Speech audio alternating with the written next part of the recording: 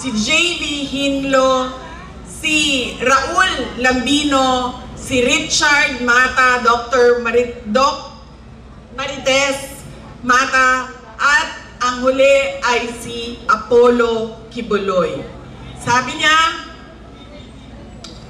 yes, ito po ang partido ni Pangulong Duterte, ang PDP o ang Duterte, ang 10 senador ng Duterte. Bakit kailangan diretso ang boto? Bakit kinakailangan na straight o block voting ang gagawin ng mga mamamayan? Dahil unang-una, kapag hinaluan nyo yan ng ibang grupo o nasa ibang pamumulitika, ay magkakagulo lang din ang loob ng Kongreso, ang loob ng Senado. Dahil laging magbabangayan at mag-away. Nakakalimutan nila ang pagtatrabaho at pagsiservisyo sa bayan. Pangalawa, kapag malayo ang boto o malayo ang agwat ng boto ng mga kandidato, at nangyayari yon kapag sobrang dami ang nag-block voting, mahirap habulin sa dayaan sa makina ang boto ng mga kandidato natin. At pangatlo, kailangan nagkakaisa yung mga kandidato. Alam nila kung saan papunta ang bayan. Alam nila na ang gusto natin ay ituloy ang nasimulan ni Pangulong Rodrigo Duterte doon sa tunay na pagbabago ng ating bayan. Hindi yung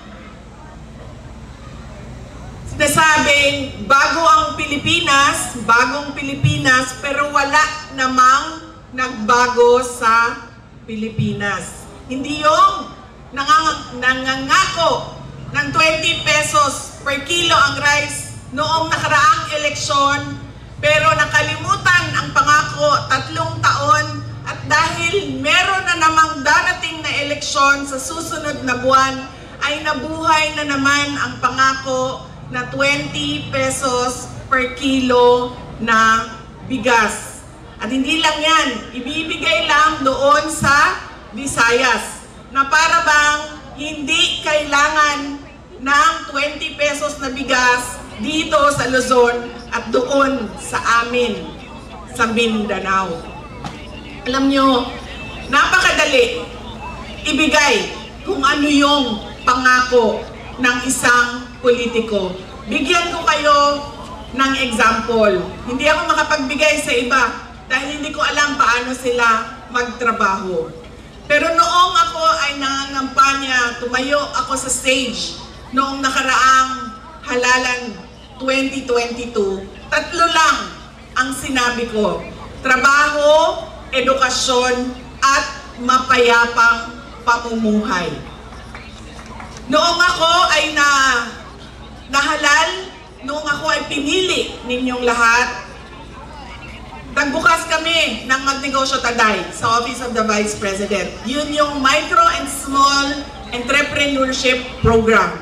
Nagbibigay hanap buhay sa mga walang kapital.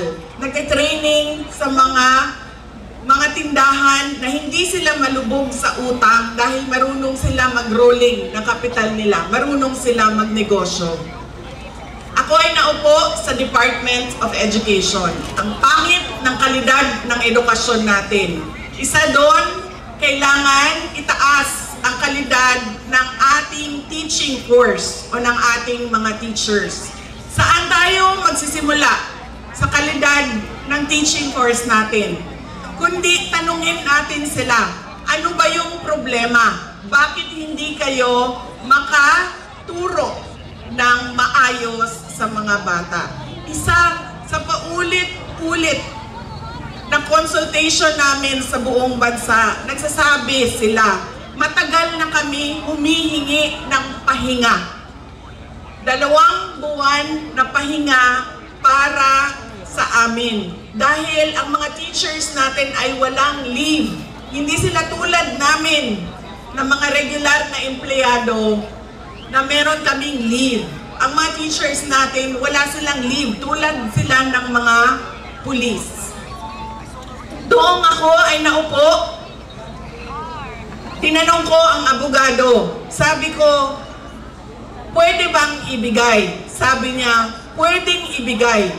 Bawal ba sa batas? Sabi niya, hindi bawal sa batas bigyan ng pahinga ang mga guro. Sabi ko, bakit hindi binibigay sa mga guro? Hindi niya masagot. Sabi niya, hindi ko alam. Matagal na ako dito sa DepEd, pero hindi ko alam bakit hindi binibigay. Sabi ko, okay. Tapos na yung mga tanong ko sa iyo.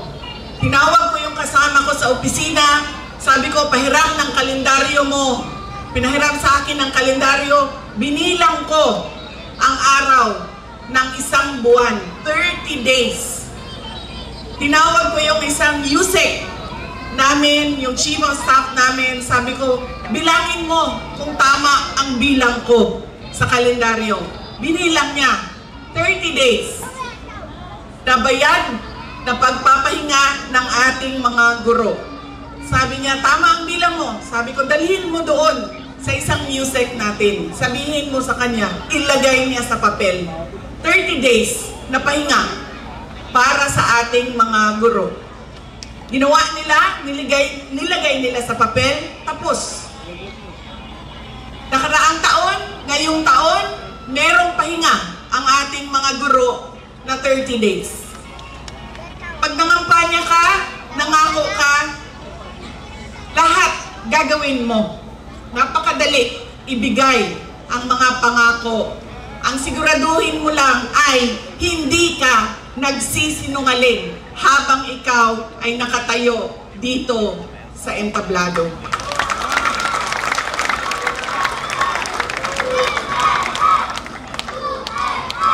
Kaya napakahalaga ng sinasabi kong block voting. Mahirap dayain dahil mataas ang boto. Nagkakaisa tungo sa tunay na pagbabago na simulan ni Pangulong Rodrigo Duterte at hindi nag-aaway-away. Kaya kapag pinili ninyo si Mayor Isko Moreno Dumagoso, piliin nyo na rin lahat ng kasama niya.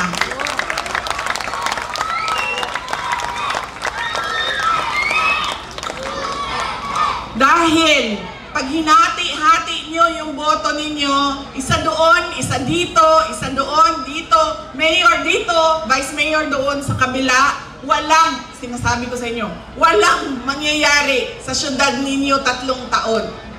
Dahil hindi makakagalaw ang mayor ninyo, hindi din makakagalaw ang konseho ninyo. Kaya napakahalaga, huwag na kayong pumili dito, pumili doon, ito gusto ko, ito gusto ko. Kung gusto niyo yung mayor ninyo, sundin niyo lahat ng kanyang kandidato.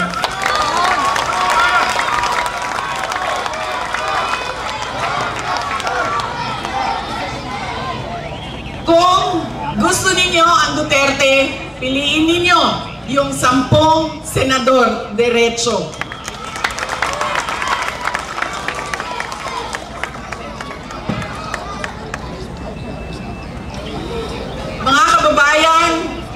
Maraming salamat po ulit sa pagkakataon na ibinigay niyo sa amin ngayong gabi na ito.